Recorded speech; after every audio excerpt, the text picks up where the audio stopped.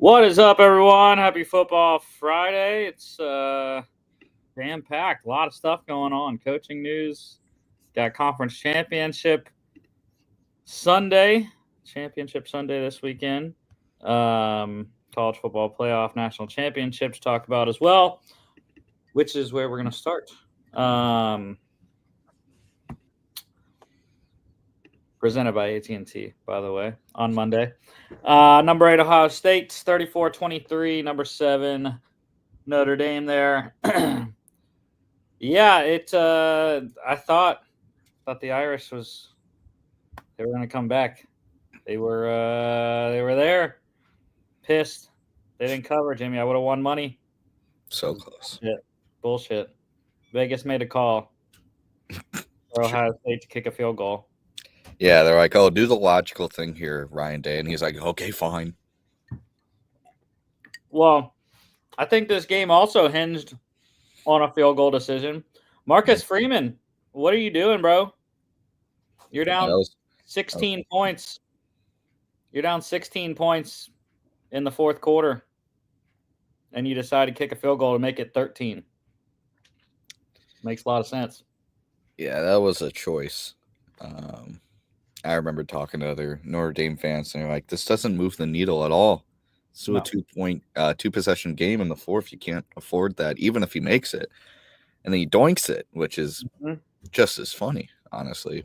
But yeah, it was a choice he made that, looking back, it didn't really affect the outcome of the game, but it's the kind of thing you just can't really do in the national championship. I get you need about 10 yards from the end zone, but you were driving. Ohio State was not stopping you on the pass at that point. I didn't get that play call. Yeah. I mean, to be honest, I would have liked that field goal because that would have made Notre Dame cover at the end. Would have been 8 points instead of 11. Gosh, I love betting. But yeah, I mean, just like 10 years ago, Ohio State wins the first type of playoff, 12-team playoff. This one, they won the first 4-team playoff and went on a weird run to do it. Mm-hmm. Except this time they didn't have any quarterback injuries. True. But yeah, Riley Leonard, I was sort of impressed on his ability, his passing ability, because we hadn't really seen that a lot during the playoffs. He did a pretty solid job of getting the Irish back in the game and converting a bunch of third downs through the air because the Ohio State defense shut down the Notre Dame run game. It was paltry, to say the least. See, Riley Leonard was their leading rusher with 40 yards. They couldn't get anything going with Jeremiah Love or Jadarian Price. Either Jadarian Price, the leading non-quarterback runner on the Notre Dame side, with 13 yards. It didn't help that they got down early, had to throw the ball a ton, which not even a lot, 31 times for Riley Leonard. But it was weird how this game unfolded. Notre Dame walks right down the field, 18 plays, takes up most of the first quarter. Touchdown, 7-0. Ohio State responds with a quick, I think it was like a 6-play or 7-play drive. And then Notre Dame back-to-back 3-and-outs. Ohio State scores on them. They're up 28-7 at halftime or whatever it was. You know, big hole, and then chasing it from there on. Yeah, I mean, after that first drive, which was probably one of the best drives I've ever seen in a championship game, I think they have like 4 straight 3-and-out drives, all of them leading to an Ohio State score. I mean, credit to Ohio State. I was pretty nervous after that opening drive, but they responded with a 6-minute drive of their own. Also ended a touchdown, and then 2 straight 3-and-outs, which led to 2 straight Ohio State offensive touchdown drives. I think I saw like Ohio State didn't punt until the late third, early fourth quarter. Mm-hmm. Yeah. So yeah. Yeah, Riley Leonard, 71%, 255, 2 touchdowns, 17 carries, 40 yards, a rushing score. Will Howard was fantastic. He started the game, I think, 16 for 16, something like that. It was like the most consecutive completions to start a championship game, I think, in college football history, something like Yeah, I that. think he only had like one incompletion the entire first half.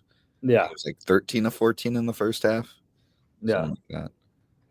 81% though, ended 231 yards, 2 touchdowns, 16 carries, 57 yards. That's what I think. Most of the playoffs, I've been surprised, which really I shouldn't be. Will Howard's running ability, because he did that a lot at Kansas State, but he wasn't doing that a lot at Ohio State this year in the regular season, anyways. Mm-hmm. Quinshon Judkins, explosive, 11 carries, 100 yards, lead the game in rushing, 2 touchdowns, 2 catches, 21 yards. Receiving touchdown. I didn't watch the post game. Jimmy, did he win player of the game? No, it was Will Howard. That's bullshit. I was leaning Quinshon. Yeah, I thought if you get 3 touchdowns. He scored 3 freaking touchdowns. I don't know, but Will Howard had a great game, so it's hard to argue against Will Howard. Freaking quarterback bias bullshit. Anyways, Jaden Greathouse, he had a great game. Once Notre Dame got down, he was the guy Riley Leonard went to time and time again, especially in key situations. 3rd and 4th down, had a couple of great catches, 6 catches, 128 yards, 2 touchdowns. For the sophomore, he had a great freshman season. Really wasn't that involved this year, but Notre Dame was predominantly a rushing team anyways, so the receivers didn't get a ton of work this season anyways. Defensively, I'm going the losing side. Defensive lineman Joshua Burnham had a great game. 4 tackles, all of them solos, 2 sacks, 2 tackles for loss. Of course, JTT got a sack in the game as well. Ohio State minus 8.5 covered, over 44.5. 57. We will go breaking news. We will go breaking news because it officially happened just now. The Jacksonville Jaguars have their new head coach, Buccaneers offensive coordinator Liam Cohen. What a lot of people are saying is the weirdest head coaching hire in a while. A couple days ago, he accepted a contract extension from the Bucs to be the highest paid coordinator in the NFL. Remain in Tampa, bow out of the Jaguars head coaching search. Next day, he's in Jacksonville, in the Jaguars building, getting a deal done. And I guess they said that it just got finalized. And yeah, Jaguars fans, you have your new head coach there. And it makes sense, I think. It was weird. I talked about it before, how the Jags were the only team that interviewed him, which isn't a bad thing necessarily. You know, maybe they know something that other teams don't. But I think it makes sense when you look at what Liam Cohen did in Tampa, you know, revitalizing a number 1 overall pick. I think it was the thing that stuck with me, and looking at him combining with Trevor Lawrence.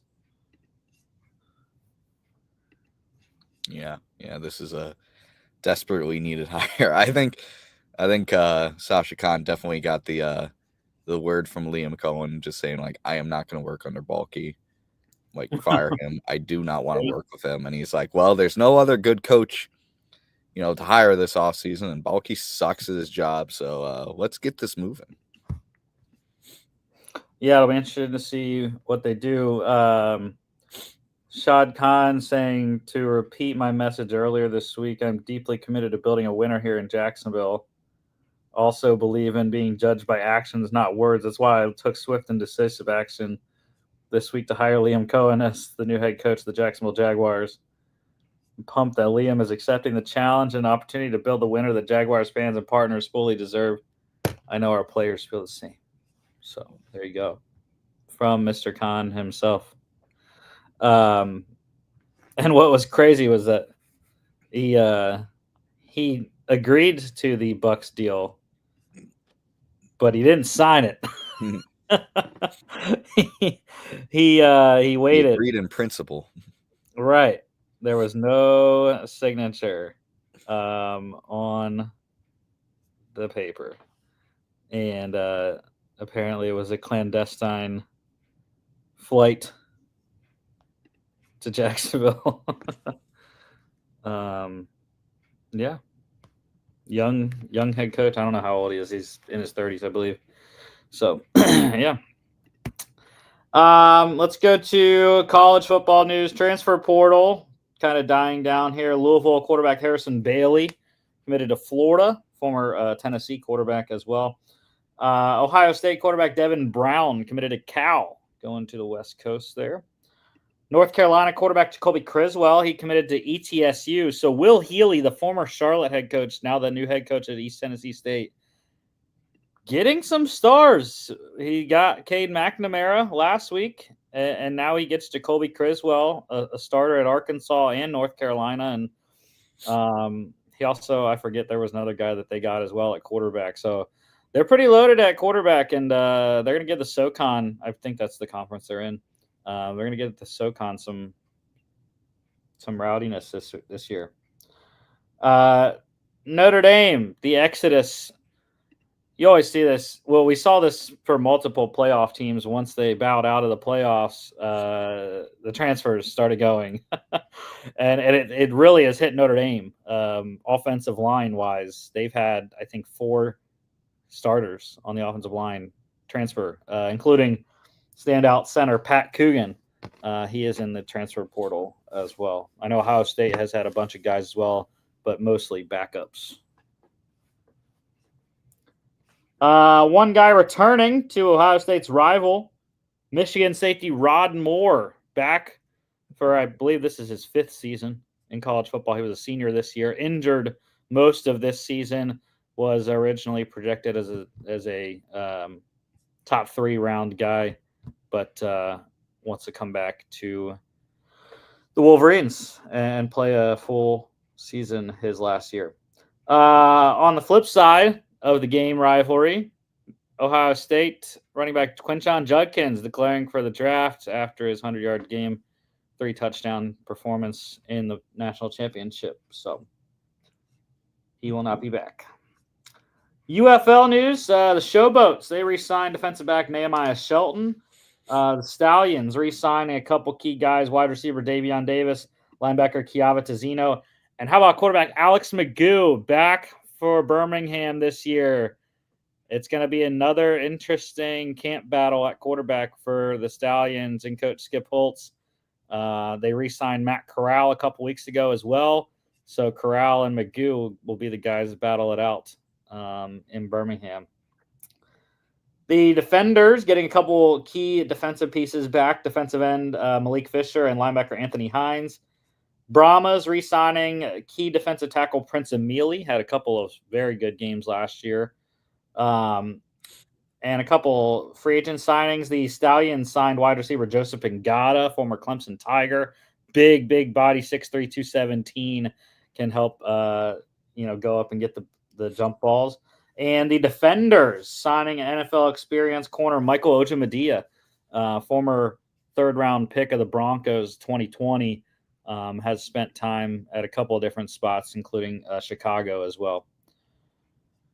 NFL news. I just talked about this to one of my riders during Uber the other day.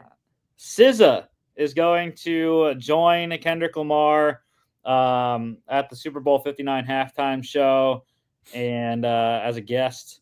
And I literally just said this to someone the other day. I was like, yeah, like Kendrick, it's going to be funny. I still think it's going to be funny to watch Kendrick because literally like every 3rd word is going to be a bleep on the TV broadcast. But yeah, I mean, SZA, someone told me they're dating, I guess. I don't know if that's true, but that's what I've heard. But they have a bunch of songs out right now together. So very excited to watch 30 for 30 performed live. That's one of my favorite new songs out right now. So, yeah. All right, we got the awards finalists. NFL honors coming up next. Not this coming Thursday. It's next Thursday. The Thursday after that one. The Thursday before the Super Bowl, whenever that is. I don't have the date. I think it's Thursday. Anyways, I don't know. Whenever it is. But MVP. Here we go. We're gonna pick them, Jimmy, too, right Let's now. do it. Let's see how we do. We need a pick standings for these awards first. I'm down for it. Logan didn't give me his yet, or John, so we'll have to get those. But anyways, MVP, it's Bills quarterback Josh Allen, Eagles running back Saquon Barkley, Bengals quarterback Joe Burrow, Lions quarterback Jared Goff, and Ravens quarterback Lamar Jackson. I know who I'm picking. Who are you going with? I'm going with your guy. I'm going Eagles running back Saquon Barkley. I know MVP it's a quarterback award, but I know the argument has been between Josh Allen and Lamar Jackson for weeks. And I'm sorry, I'm just not impressed enough by both their seasons to say they're most valuable to their team as compared to Saquon Barkley. I mean, the Eagles' offense was good, obviously, for years before Saquon came, but I mean, he's a different level. Like, that offense changed around him, and it is to the Eagles' benefit. I mean, over 2,000 yards. He's a beast. I mean, to me, it's Saquon. I think Saquon should be the MVP. I think Saquon would be the MVP, for one, if he broke the record, if he broke Eric Dickerson's record, and for two, if Jalen Hurts didn't vulture 5 million touchdowns this year from him on the 1 yard line. But I am actually not picking Saquon, by the way. I am going with Josh Allen. I do not like the Lamar hype late in the season. That was just stupid. That was media driven, dude. Like, literally everyone jumped on Lamar like week 15, and then he had a couple of great games, and then like, oh yeah, Lamar should be MVP, third one. Well, guess what? Lamar's not playing this weekend, is he? Yeah, no, he's not. So Josh Allen should win the MVP. He was the front runner for most of the entire season, and I don't think a late season push should put Lamar over top. I'm going with Josh Allen, though. Good choice. Offensive player of the year. Eagles running back Saquon Barkley, Bengals quarterback Joe Burrow, Bengals wide receiver Jamar Chase, Ravens running back Derrick Henry, and Ravens quarterback Lamar Jackson. This is where I'm going with Saquon, partially because I have a couple of bets in for him to win offensive player of the year. And but again, just like what you said, I mean, 2,000 yards, it's a fantastic season, and he's got some good competition for this award for sure. But I think Saquon should win it. I agree. I mean, same as my MVP pick. He's clearly the best offensive player of the year this year. It's going to be really tough. I'm interested to see what the vote splits are for whoever wins it, and then second and third, because I think clearly it's going to be some combination of Saquon, Jamar Chase, and Derrick Henry. Jamar Chase, I think, is the biggest competitor. I know the argument a lot this year was Saquon versus Derrick Henry, but Jamar won the Triple Crown. So that's very difficult to supplant there. Defensive player of the year. Eagles linebacker Zach Bond, Browns defensive end Myles Garrett, Bengals defensive end Trey Hendrickson, Broncos corner Pat Surtain, and Steelers linebacker TJ Watt. I think it's a 2-horse race, but go ahead. I think it's horseshit that the Van Gink is not on this list. He clearly should be a finalist, but I digress. This is tough. This is really tough. But I'm gonna go, if it ain't broke, don't fix it. I think Myles Garrett is gonna go back to back. I think he had a great year. I think all the defensive ends and linebackers on this list had a great year. I think TJ Watt kind of dipped this year, especially at the end of the year. I think that might put him out of the race, but I think Myles Garrett was consistent throughout the entire year. I think he played even better than he did last year when he won it. I think it's his to lose. I think he might go back to back. My snub for this is I didn't understand the Pat Surtain entry here. If you're going to put a defensive back, where the hell's Xavier McKinney at? My man had 7 interceptions or whatever it was, I don't know what it was. He had 7+ interceptions, whatever. The man was ridiculous this year in coverage for that Packers defense, and I would put Xavier McKinney in the top 5 over Pat Surtain or TJ Watt. I think both of those guys are going to finish 4th and 5th. I don't think either of those two are in the running. Zach Bond, excellent story. 1-year deal for Philadelphia. Has been a monster on defense. I'm going with the other DN, though. I'm going with Trey Hendrickson.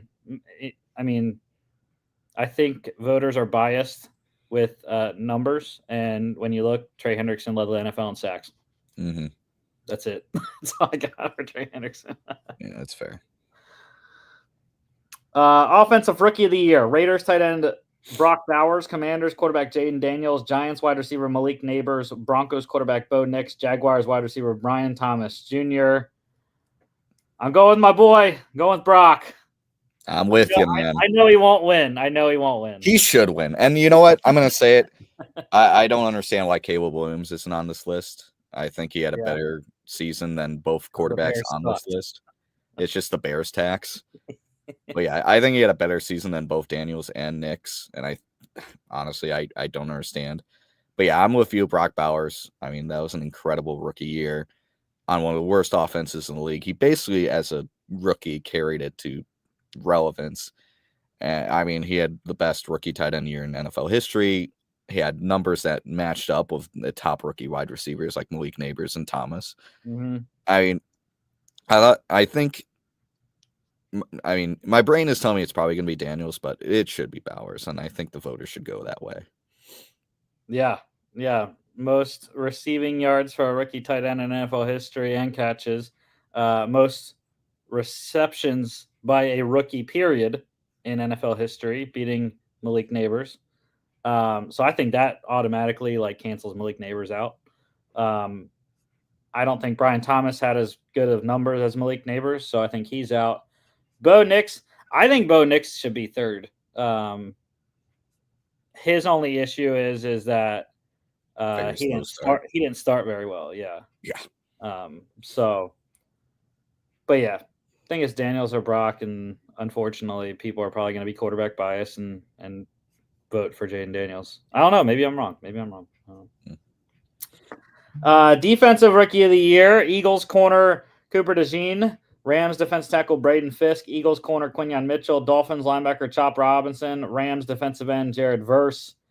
I'm going Quinyon. Quinyon Mitchell shut down City most of his rookie season. Jimmy, I also have a bet on that as well. So there are financials involved on this decision for me to pick Quinyon Mitchell, but it's Eagles versus Rams. And we know how that happened, how that finished in the playoffs. So I think an Eagle should win this one. I get your pick, but I gotta go elsewhere. You may be thinking Jared Verse, but no, I'm going with his teammate Fisk, man. 8.5 sacks, 44 combined tackles, 10 tackles for losses, 10 QB hits. I mean, the dude was a beast. I like Verse too. He had 4.5 sacks, 66 combined tackles, 18 QB hits, 11 tackles for losses. But man, Fisk up the middle, playing a position, where it's harder to get to the QB and make tackles for losses when you're in the interior. I think he impressed me a lot. I like Fisk. Yeah, he led all rookies in sacks this year. I don't really know who else you could put on there other than Chop Robinson. I feel like it's kind of like we needed a 5th guy kind of thing. Dude, come on. He did have a decent year. No, I'm kidding. He did have a decent year for Miami. I don't know how many sacks he had. I think 3 or 4. His issue was that he didn't start right away. He started out on the bench beginning of the season. So I was surprised Cooper DeJean was on there too. I was like, dang, he missed some games this year with injury and wasn't a starter initially in the season. And but just like Quinyon Mitchell, I mean, he's been locked down in the slot for Philadelphia. Yeah. Coach of the Year. Lions head coach Dan Campbell, Vikings head coach Kevin O'Connell, Broncos head coach Sean Payton, Commanders head coach Dan Quinn, Chiefs head coach Andy Reid. Go, Jimmy. I mean, it's a homer pick. I'm picking my guy, Kevin O'Connell. 14-3 in a year where a lot of people thought this team would peak at like 8-9. Lose JJ McCarthy in the preseason, had a couple injuries like the key loss to Christian Darrisaw very early in the season. And sure, playoffs ended pretty, in a pretty upsetting way, but this is not a postseason award. This is a regular season award. I think Kevin really got this team going. He made Sam Darnold look like an MVP quarterback for 16 weeks. I think guys like Campbell and Quinn have a really good argument, but to me, it's KOC. I think he earned it this year as Coach of the Year. Yeah, I think this is the second year in a row that I'm pissed Nick Sirianni's not a finalist. What else does the man have to do? I mean, all he does is win 12 to 14 games every season. 11 to 14, I should say. But anyways, I'm going with Dan Quinn. I think that he did a masterful job in year one, getting Cliff Kingsbury and the rookie quarterback together.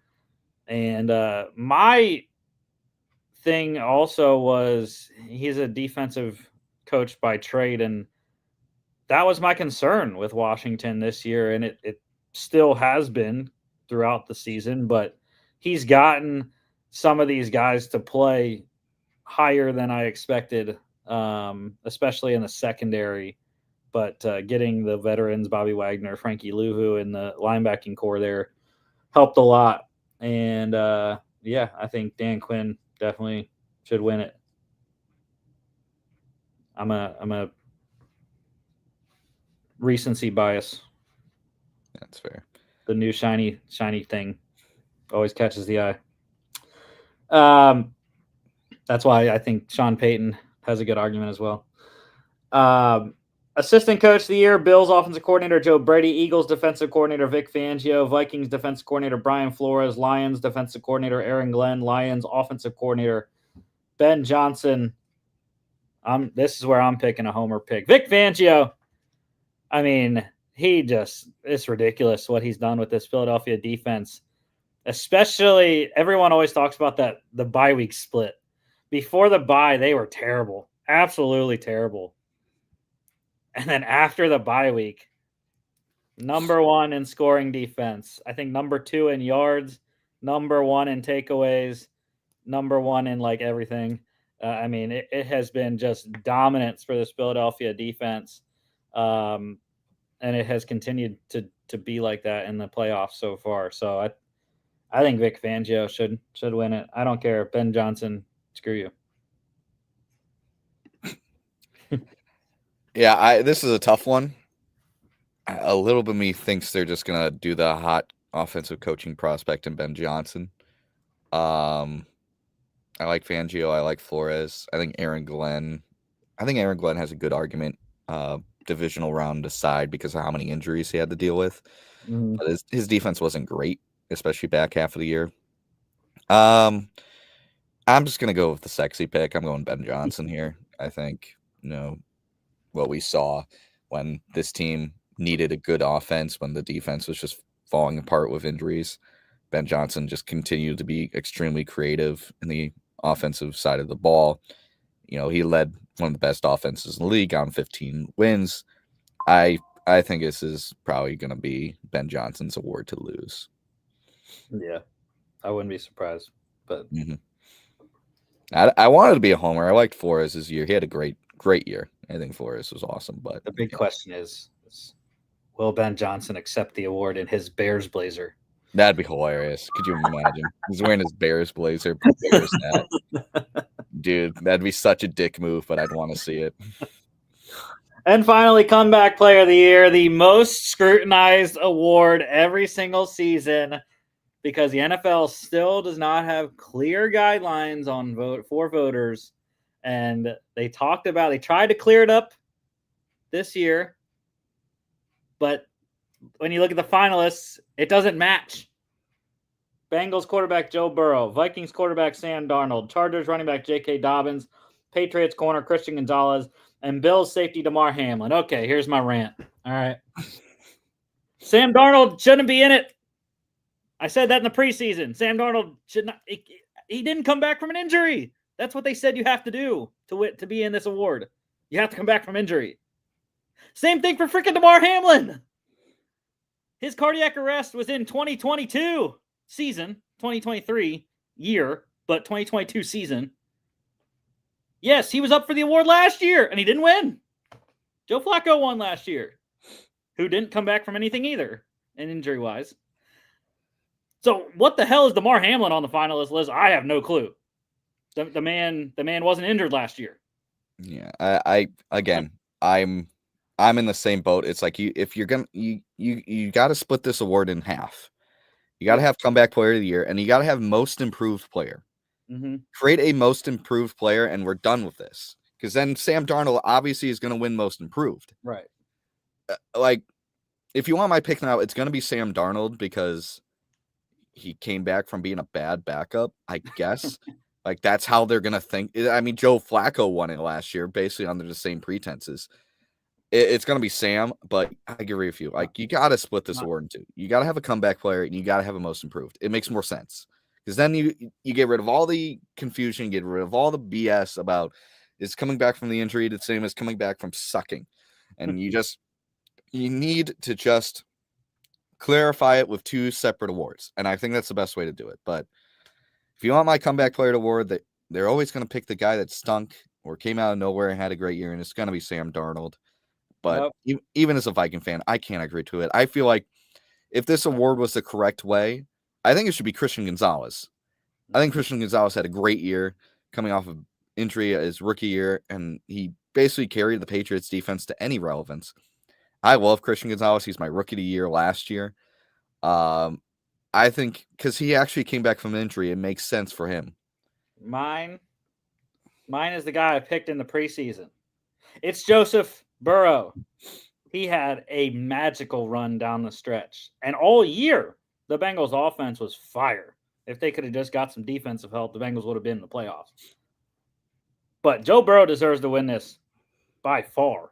I think it's him or J.K. Dobbins. I think those are the top two race in this one. J.K. just fantastic year. Unfortunately, missed some more games with another knee injury during the season, but still ran over 1,000 yards, I think, and you literally saw the difference in the Chargers offense when he was out. They couldn't run the ball with Gus Edwards. And when he was in, it was super explosive, and they were able to gain chunks of yards on the ground. But, yeah, I'm going with Joe Burrow. Again, I have financials involved in that. But he deserves it. I mean, he put on a ridiculous season through the air for a non-playoff team. All right, let's go to other news here. The Browns. The Browns are big fans of flip-flopping. Head coach Kevin Stefanski going to call the plays once again in 2025. I think that's kind of weird, to be honest, because they literally just promoted Tommy Rees to offensive coordinator, and they're like, oh, yeah, by the way, Kevin's calling the plays again. So, yeah, I thought that was a little weird, but does it really matter who's calling the plays when the quarterback can't throw the ball to the right people? And the Bears new head coach Ben Johnson, they saying they will not retain their former interim head coach and offense coordinator Thomas Brown, so he is free to go elsewhere. Interviewed with the Seahawks for their offensive coordinator position, likely not to get that though. Or no, the Seahawks already did hire I don't remember. GM carousel, the Jags. We kind of mentioned this already. They have fired GM Trent Baalke after initially retaining him to help with the head coach search. But like you said, I think that was Liam Cohen saying, "Yeah, if you want me, TB's got to go." This guy sucks, and I will not work under him. So yeah, The Raiders have a new GM, hiring Buccaneers assistant GM John Spytek as their new general manager. So, familiar face for Tom Brady, which has been the big story. This whole Raiders head coach and GM search is the impact of minority owner Tom Brady, because he doesn't have a lot of. He's not invested a ton. I think it's 5%. Something like that. Him and I'm blanking on the other Patriots guy that went in with him on the 10% total on the Raiders. But yeah, I mean, apparently Tom's been a driving force for Mark Davis there, and helping their searches. And again, they worked together in Tampa when Tom was there, so he knows Spytek very well. And yeah. Ironic that Tom Brady hires a guy named Spytek of all things. It kind of fits the mold, Tom. Come on. Be a little bit less subtle. The Jets and their GM search, they are brought in a couple guys for second interviews. Broncos assistant GM Darren Moogie and Bengals senior personnel executive Trey Brown. I'm blanking on. There's another guy that's still involved as well, but I can't remember what the tweet was that it said to the Wasn't other. It like the Chiefs director of player personnel? I forget. No, someone else. I don't know. I think there's multiple other people, though, still involved. I think they have about 5 people that are still in the running. Coaching carousel, a lot of moves. The coaching carousel has been pretty fire this week, including today. I forgot to put that in the breaking news. The Texans have fired offensive coordinator Bobby Slowick today after a flame out in the playoffs. The offense just was not good in either of the playoff games. Really stumbled down the stretch, including that big, massive losing streak that they had near the end of the year before finishing it week 18 with a win. But yeah, it's just up and down in year 2 for Slowick and CJ Stroud, and D'Amico Ryans wants something to change next year. Yeah, it made sense to let him go. I know it was only 1 season, but he didn't work to 2 years. 2 years, but he didn't work to he didn't work to Stroud's strengths. He was handed more offensive firepower this year than he was last year, and he just faltered. So yeah, it's it was easy to see coming. Yeah, it's a crazy 180 too. Very hot head coaching candidate last year. Ended up not taking any positions and returning to Houston, and didn't work out. Your Vikings, Jimmy, signed head coach Kevin O'Connell, multi-year extension. They're still working on an extension for GM Kwesi Adofo-Mensah as well. I hate when they do this, though. They're like, oh yeah, multi-year extension, and then they don't say what it is. Like, I want to know the details. Man. I want to know when he signed till. Like, I think the rumors are that he's gonna match up with Kwesi in terms of his contract, and I think they're trying to get Kwesi through the 2027 season. So that looks like 2027, 2028 is kind of the area of guessing, I would say, if you want to guess how long that multi-year extension is going to last. Mm-hmm. Yeah. All right. And yes, so we have head coach hirings. The Bears getting Lions offensive coordinator Ben Johnson as their head coach, the number 1 coaching candidate. And I know Logan was very happy as well. That was what he was pounding the table for, and you, I think, was the Bears to go all in for Ben Johnson as the number 1 guy. Yeah, it makes a ton of sense. I think the biggest thing that I enjoyed, and a lot of my Bears fan friends said, was that in this introduction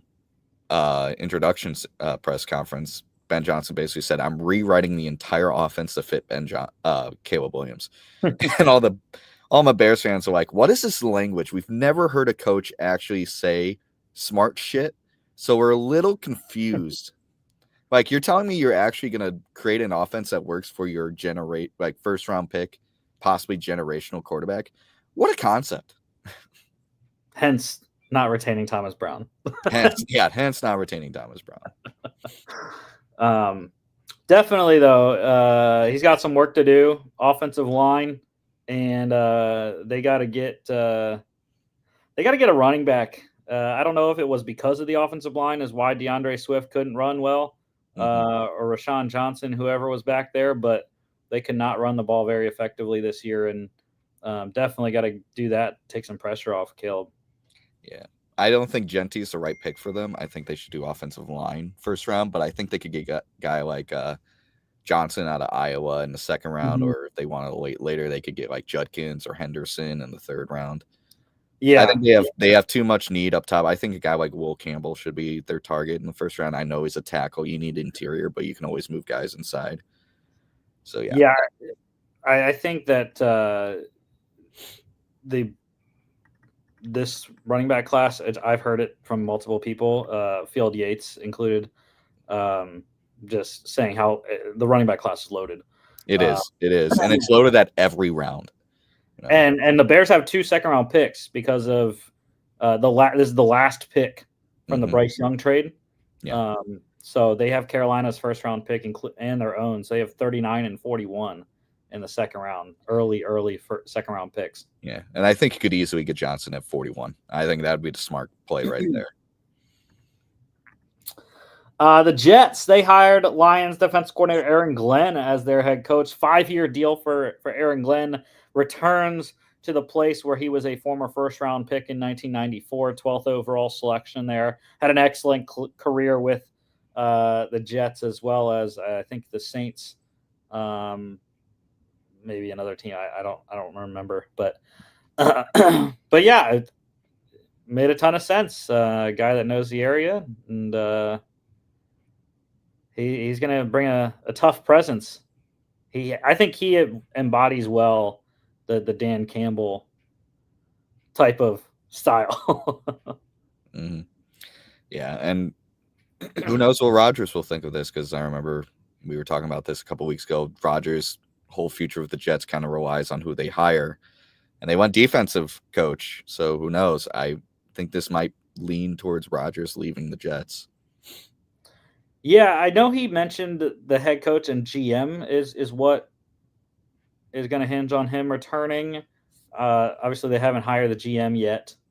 I think that's always an interesting thing when organizations do that, hire the coach before the GM. But it also kind of makes sense to me when I think about it now, because if you hire a GM before you hire a coach, your GM is kind of running the show.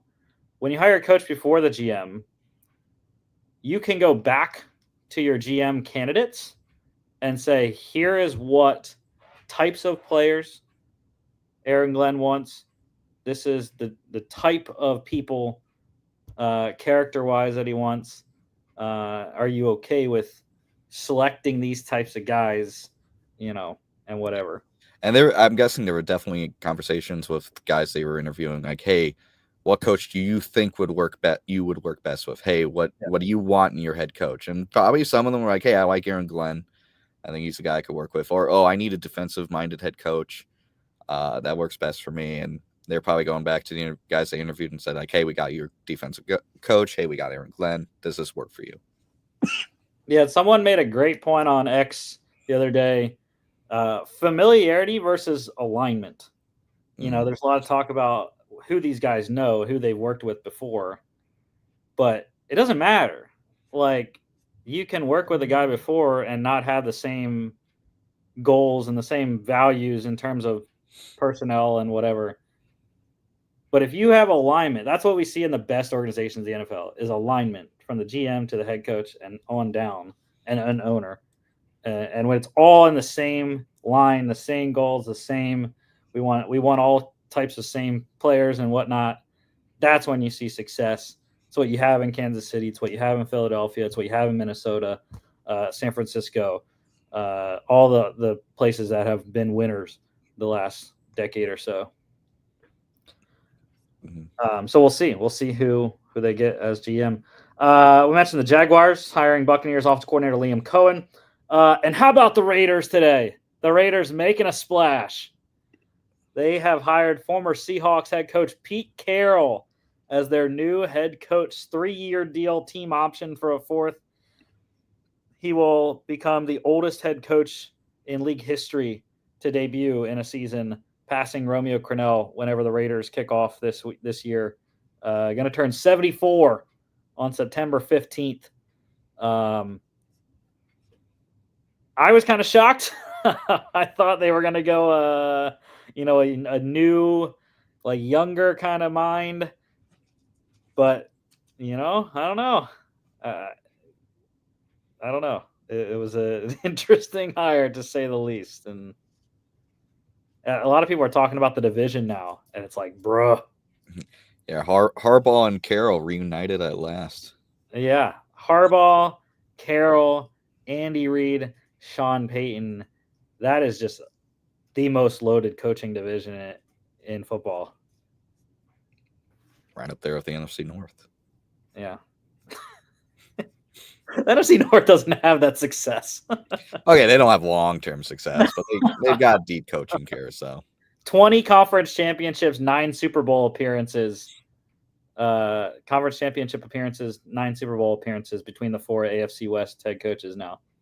That's wild.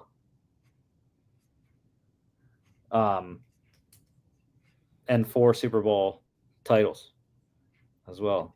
3 for Andy, 1 for Pete Carroll. 1 for Sean.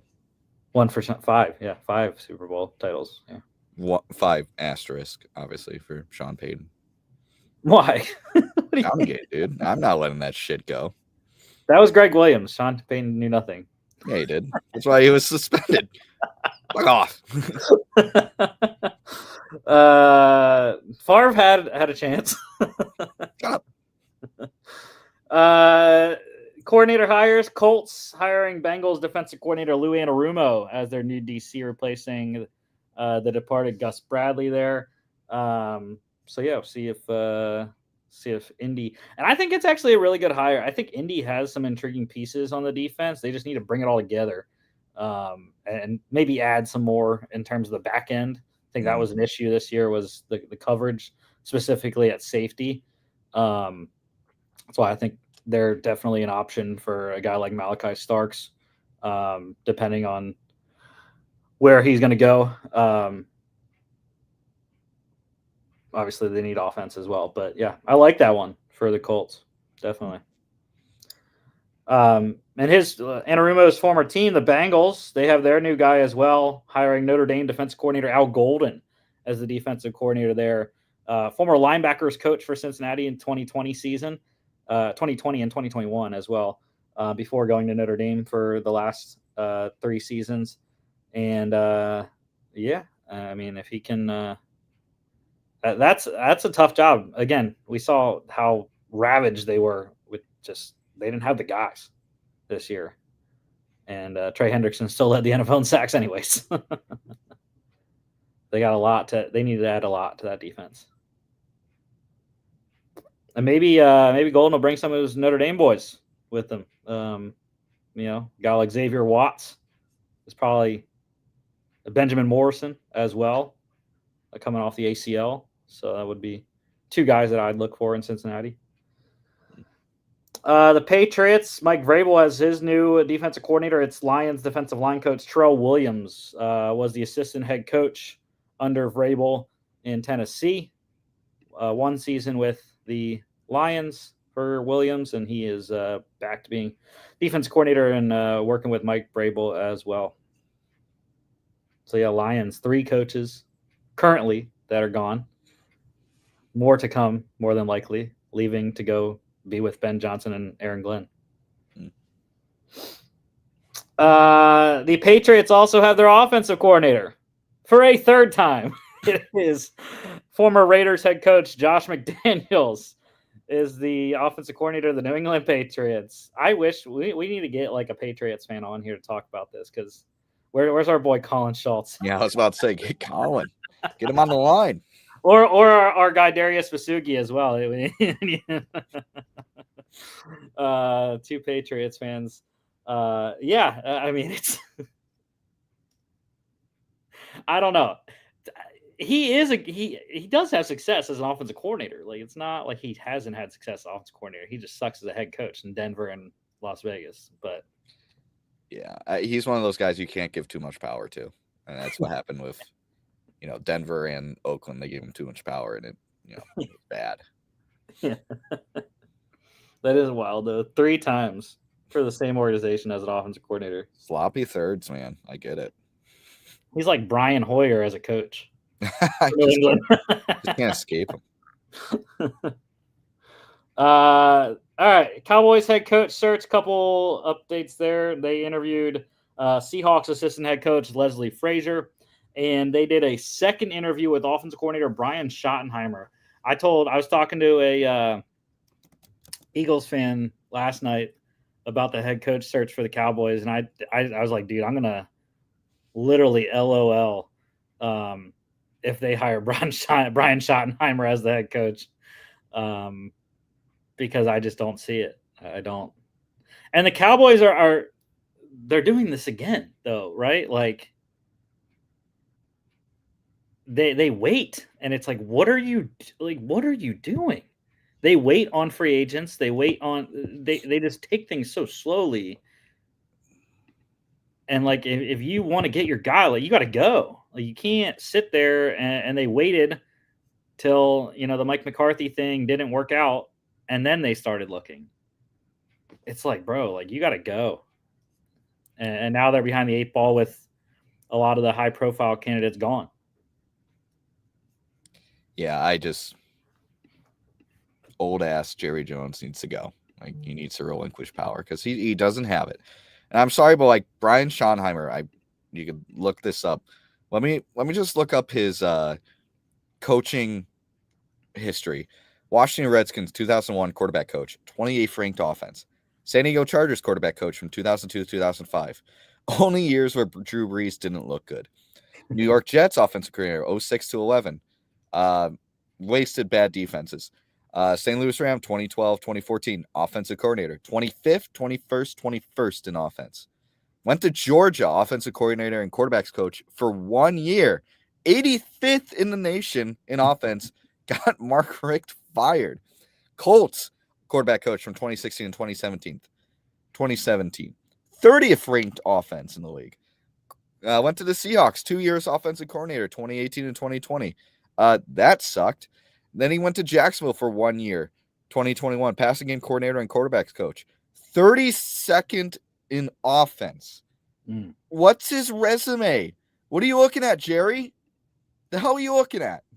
Because this guy doesn't have a record of success. He just happens to be the son of one of the best coaches to never win a Super Bowl. And that's about it. And this was his first year, right, in Dallas? Yeah. To be honest, to defend him on that one, Dak got hurt, so he didn't have his guy. But still, I've always said Dak's in the last 20 years.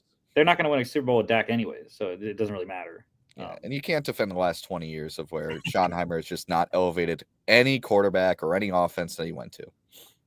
Again, I'm fine with it. Just like I was very fine with them signing Dak to a big deal that's not going to work out. Mm-hmm. Go ahead. Do it, Jerry. You won't. It's funny. The Saints bringing in a bunch of guys for second interviews. Well, they're hoping to for the first 2 guys because second interviews are always in person. So they got to wait on Bills offensive coordinator Joe Brady and Eagles offensive coordinator Kellen Moore to see if they are available for in-person interviews next week. Mm-hmm. They're also interviewing Cowboys head coach Mike McCarthy, Dolphins defense coordinator Anthony Weaver, and Giants offensive coordinator Mike Kafka for second interviews as well. Yeah, I think the smart 2 would be the guys that you have to wait to interview in person. I think Brady and Moore are head and shoulders better than the other guys. McCarthy. Anthony Weaver, Dolphins defense wasn't great. And Mike Kafka, I mean, come on. Giants offensive coordinator, give me a break. Well, I think the draw with Kafka is not really just his work with the Giants, because he was the offensive coordinator when Daniel Jones had the excellent season a couple years ago. But I think the draw with him is also his previous stop in Kansas City as quarterbacks coach. I think that was a big deal for a lot of people, knowing that he has the Andy Reid knowledge and system under his belt. I can see that. Plus, he played for Andy Reid in Philadelphia. So, okay, that's fair. Still, I think Brady and Moore are talented. Don't take Kellen Moore. Go Joe Brady. The Bills don't need him. It's fine. I have heard, though, I think Mike McCarthy is up there in terms of their list and who they want. I have heard they are really interested in McCarthy. The Bears defensive coordinator under Coach Ben Johnson, they started interviewing people. It's first two guys were Rams assistant head coach, pass game coordinator Aubrey Pleasant, and Vikings pass game coordinator DB's coach Durante Jones. I think Pleasant probably gonna get that, by the way. Yeah, Pleasant makes more sense. Don't take my guy. Please, we want everyone back in the room in Minnesota. IR news: the Chiefs wide receiver Mecole Hardman knee injury, was going to try to return this year. Hopefully for the Super Bowl or whatever conference championship. Unfortunately, the Chiefs announced he will not play this season. Again, will not be able to return. So bad news for Mecole Hardman there. The only Georgia player that I hate in the NFL.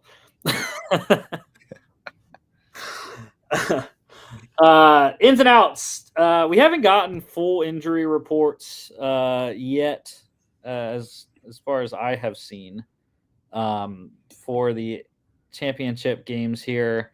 But couple notes for the games. Bills safety Taylor Rapp hip injury. He is out.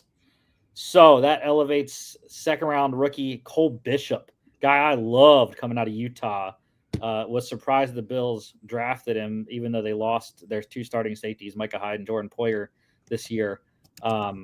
But yeah, Cole Bishop, welcome to the NFL, son.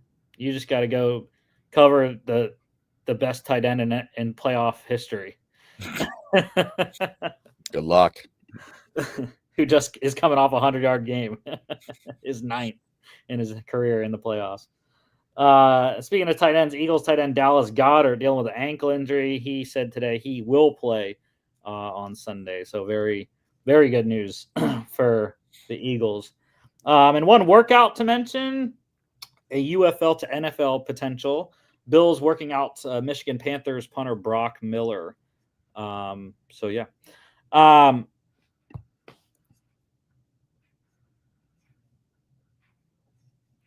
Okay. I guess I can say this. Ian Rappaport saying interesting name to watch out there for a running back coach or run game coordinator. Northern Illinois head coach Thomas Hammock. Apparently, like 3 or so teams have reached out to him about potentially coming up to the NFL to coach some RBs. Was a standout running back himself at NIU. And now coaching his alma mater to a win over the runner-up this year of Notre Dame. Their only loss outside of Ohio State. All right, pick standings. I forgot. College football playoff bracket. Here's how it ended. Yeah, there you go. That is the final. I'm the only one that picked the Natty. Woo! This is true. Pick standings. Here we go. Yeah, John, he's closing in on Logan. John's making a run here. We got 3 games left. 3 games left to pick. And John is down by 1. I have been eliminated. And I've secured last place. This is true. Someone's got to do it. We all picked the same teams other than John. John, a lone wolf to the Bills last week. The only lone wolf of divisional weekend. So yeah, it's John or Logan who will win, and it's going to be decided this week, Jimmy. It is going to be actually that's not true. It could be decided this week, I should say, because this is what we got here. I'm not lone wolfing. Wow. NFC Championship, number 6 seeded Commanders at the number 2 seeded Eagles. 6 points for Philly. I lean on Washington plus 6. However, I would not be surprised if the Eagles win handily, because this is what the Eagles do in NFC Championship games in Philadelphia. I didn't look it up. I was talking to an Eagles fan, the same one I said about earlier. I was talking to him about the Eagles and their success under Nick Sirianni in the playoffs at home. I believe they have only lost one time under Nick Sirianni at home. That was when Josh McCown barely lost to the Seahawks a couple of years ago. Obviously, they didn't have their full complement of players, right? But anytime they have been at home in the playoffs, you can probably check while I'm talking, Jimmy. Anytime they have been at home in the playoffs with their full complement of players, they don't lose. And I don't think this is any different. I don't care if Jaden Daniels is freaking running around, whatever. Dan Quinn's, they could win Offensive Rookie of the Year, Coach of the Year, whatever they want to win. I don't care. The Eagles don't lose in the playoffs at home under Nick Sirianni, and this is not going to be any different. Saquon Barkley is going to find a way. He has not had a very good success against Washington this year. They've held him very nicely. The front four has done a nice job of shutting him down, except for a couple of carries that he has. I think I read the preview of the game today. It said he has 3 carries for 130 yards and a touchdown, and all of his other carries have gone for 2 yards or less, which is fine. That's okay. They're going to try to test Jalen Hurts' mobility. I don't think he's going to be immobile at all. I think that he's going to be fine. I think, especially once the adrenaline starts hitting, they're going to, I think, show early, just like they did in the Rams game. Once he got injured, they showed that he can roll right and he can roll left. I think they're going to show that to Washington very early on in this game to prove that he can move around. And once that happens, you have to go back to your original plan as a defense. And, just hoping that he can't actually run. But I think he'll be fine. And this defense, it's going to be different. The reason why, one of the main reasons why Washington was able to come back in the second game they played this season, C.J. Gardner-Johnson got ejected in that game. And without him, the Eagles were terrible on the back end. Quinyon Mitchell's playing in this game. C.J. Gardner-Johnson's going to be in this game. And, oh, yeah, Washington, injury, Sam Cosmi, done for the year, torn ACL. Guess what? Whoever they put in there, there's a guy named Jalen Carter that wears number 98 and is maybe the best defensive tackle in the league in year 2 coming at you. So, yeah, I think that all that said wraps up to an Eagles win, and they go to the Super Bowl again. Yeah, I just picked Washington because I thought it would be funny. I mean, we all picked Detroit against Washington, and we're all sitting here, hands on our head, thinking, how the hell did this happen? So you're completely right in all your statements. But I mean, who knows? Jaden Daniels is just an X factor. He can, no interior offensive line. Sure, he can scramble. Good defensive backfield he has to face. He'll figure it out. He did against Detroit. I just think Commanders are on a roll, and it's hard to beat a team on a roll. And that's it, really. I guess this is my last vibe pick of the year. Woo! Yeah, vibes alert, baby. Who would have thought? Who would have thought the vibes would hit in the playoffs? But they are. Washington, you got my vibes, man. I don't want any of that BS Giants run talk that my boy Danny Potter's spilling out there into the sphere. Yeah, we don't need any of the Giants Super Bowl run crap. Giants, Packers, whatever, whatever wild card team to the Super Bowl crap you want to talk about. This is the Eagles at home in a conference championship game. They don't lose those at home. So that's all you got to know. 47.5. I was very surprised at the totals for the conference championship this week. I was like, dang, a lot of points. So I'm going under. I'm going under on this one. It's the Eagles defense. Vic Fangio is going to create a great game plan for this Eagles defense. They're going to contain Jaden Daniels. They're not going to allow him to run. So I don't really think – I think what the Eagles' plan is going to be defensively is they're not going to pass rush. They're not going to do a normal pass rush. They're going to do a contain. They're not going to run after Jaden very hard. They're going to get Josh Sweat and the Jordan Davis and Jalen Carter, Milton Williams, whoever. They're going to get all those guys in there, and they're going to contain him. They're not going to rush hard many times. Obviously, they will at times. But I think the smart move is to contain him, make him beat you through the air. Do not let his legs beat you. He can beat you through the air. That's what they did in the last time these two teams met, coming back. But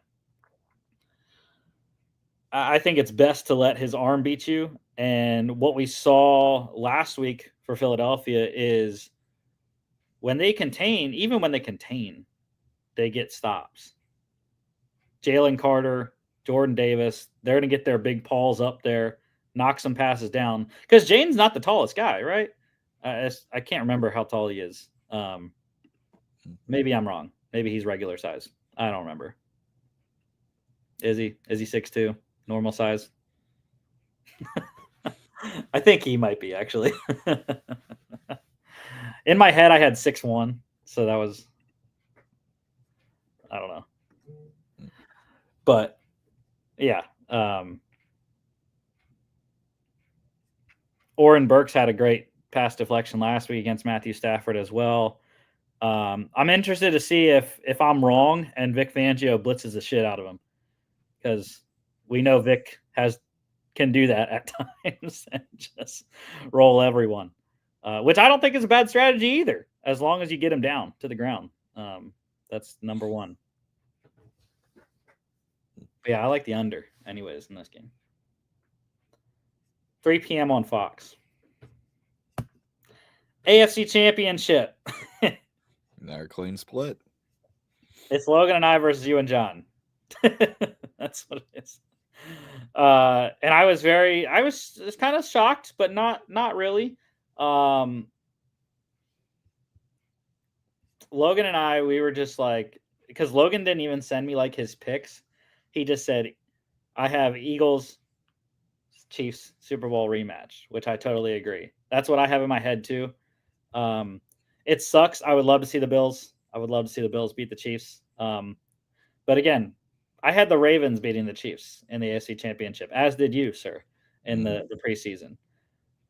Probably why you're picking the Bills. But but at the same time,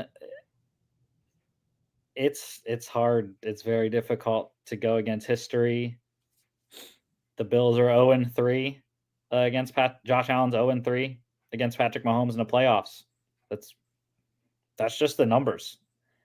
And then when you look at this Steve Spagnuolo defense, they've shut everyone down in the playoffs that they faced. And I don't know why it would be different against this Buffalo Bills offense that doesn't really have any targets that scare you. I think Khalil Shakir, maybe. Like, I'm not really afraid if I'm looking at this Buffalo Bills receiving core. What I would be afraid of is the Josh Allen, James Cook running game. But at the same time, they have a guy in there that's having a ridiculous season, and George Karlaftis at defensive end. Chris Jones, of course, is a beast, and Nick Bolton at linebacker as well. So, Yeah, I don't know. I think my pick for the Chiefs, it's all about Spags and that defense. And they have the best quarterback in the NFL in Patrick Mahomes. Yeah, I gotta disagree though. I think this is the weakest Chiefs team we've seen in a few years. I think they're A, not 100% healthy. B, they're playing so many football games over the last 3 years of play. Also, Well, the Bills. I gotta correct you on that one. They are 100% healthy, by the way. They are not listing any players on the injury. Well, there's a difference between not having someone missing and not having someone 100% is what I mean. I mean, like there's wear and tear is what I'm referring to.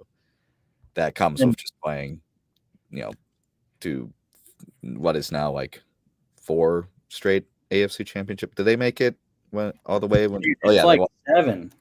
Yeah, they've had a lot of football under the belt, which a lot of people will say it's great for experience, but also that's just a lot of football to play. Bills beat the Chiefs in the regular season this year. Sure, it was in Buffalo, but still, to me, it was a pretty convincing victory. I think the Bills just have everything they want to beat the Chiefs. Sure, they're missing a safety, but I don't think that's going to put too much of a damper on what they plan to do. I think this is the year the Bills break through. Yeah, 7 straight AFC Championship games for the Kansas City Chiefs, including 4 out of the last 5 in Kansas City, or I should say 5 out of the last 6 in Kansas City. So yeah, it has been a ridiculous. Or no, actually, never mind. Hold on. 1, 2, 3, 4, 6. 6 out of the last 7 have been in Kansas City. 6 out of the 7 have been in Kansas City. Yeah. And they won last year in Baltimore. So, yeah, I also think the home field is real. And for the Bills wise, injury, they really don't have a lot of key issues. Like I said, Taylor Rapp's out. And the only other questionable players are Christian Benford with a concussion and personal issue, and Bale Inspector. But Bale Inspector's on IR right now trying to come back. So he is also listed as questionable. Maybe he gets activated off IR, gives the Bills some upgrades on at the linebacker position. But yeah, I as much as I hate it, it's in Taylor's voodoo circle. So I don't think that they're going to lose. Hate it, but it's true.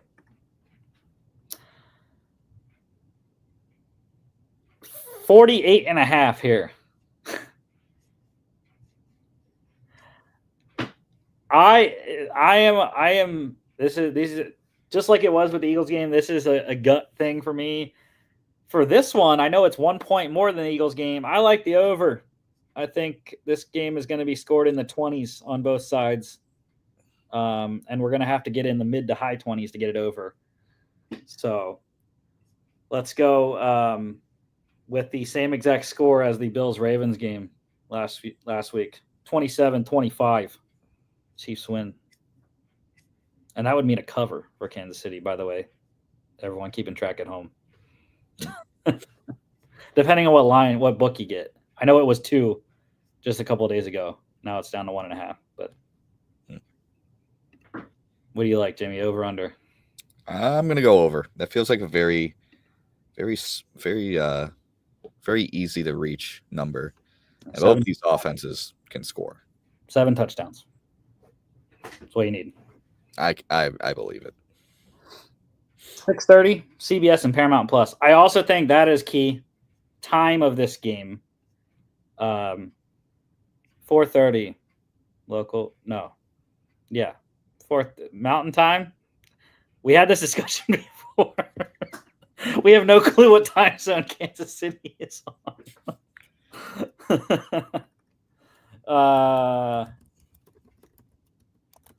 There we go. Okay. Central. They're on Central Time. Okay.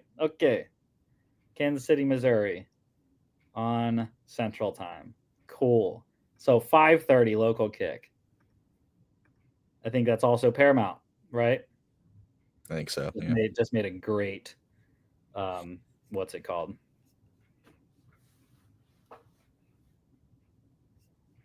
I can't remember the word. Yeah, that's what time it is. CBS on Paramount Plus. See what I mean? The Paramount thing. Yeah. Timing of this game is going to be Paramount, though. It's only going to get colder during this game in Kansas City, and we know it can get frigid. So, yeah. I didn't look to see what it's going to be in Philly this weekend. I think it's going to be normal, like mid-20s, 30s. So weather shouldn't be an issue, especially when you have a team that is right down the road. The I-95 rivalry there. Yeah, it looks like Sunday high of 42 in Philadelphia. So should be pretty good weather there at 3:00. Next week, next Friday, I will be in Mobile, just like I will be for our Tuesday show that we're moving to our Monday to Tuesday show because I'm traveling on Monday down there. But yeah, it's going to be fun. We'll talk about what guys I have seen, throughout the week and that have really produced well in the practice field. And I'll kind of give you some guys to watch out for in the game if you're watching the game on Saturday there. We also have the NFL Pro Bowl games on Sunday, next Sunday as well. The skills challenge will be on Thursday, and then the actual flag football game is going to be on Sunday. So if you want to watch that, I always say I'm not going to watch, and then I watch it anyways, Jimmy. It's terrible. It's terrible to watch, but I do it anyways. Nothing better to do, I guess. But yeah. And then, of course, after that, Super Bowl 59 week, the week after. So very fun times. Don't forget to follow us on all our social media at FA Podcast on Instagram and X, FA_bets on X as well.